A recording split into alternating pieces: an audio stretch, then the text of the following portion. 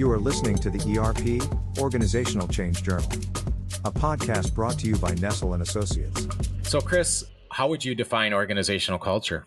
I think that culture drives the how of organizational life. It's really the sum of all of the beliefs and assumptions and values and processes and systems and incentives that leads to the visible behaviors and relationships that we see.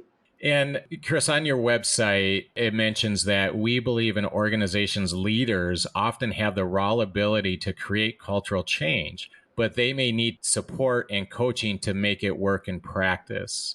So, you defined organizational culture and what that means in general. And obviously a key piece of that, setting the tone with the culture is through leadership.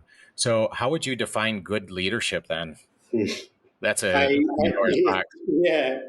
laughing, Jack, because you reminded me of just being a leader is really hard. And I don't just define leaders as CEOs, right? It's people who have followers in organizations are leaders. And so that can happen at any part of the organization, with or without a formal title. But I think of good leadership as organizing and uplifting people to create extraordinary results. So you've got to get the results, but leaders get both to the destination, but also create an experience along the way.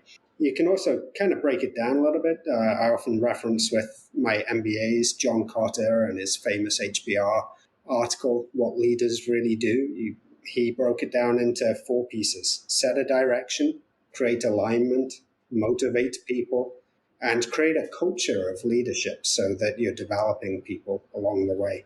And in practice, that can look like challenging people or teaching or coaching or encouraging or making really tough decisions, this or that, up or down.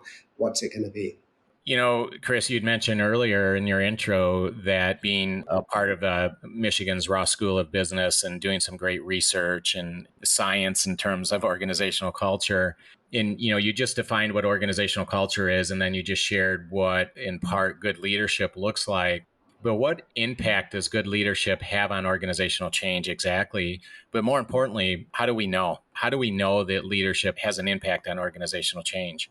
Well, there's certainly, Jack, a lot of research into leadership and organizational change and what that looks like. But I think given the folks we have listening on the phone here, all of us have had good leaders and have had bad leaders, and all of us have been part of successful coaches and change efforts and unsuccessful ones. And so I think the experience stands on its own with that.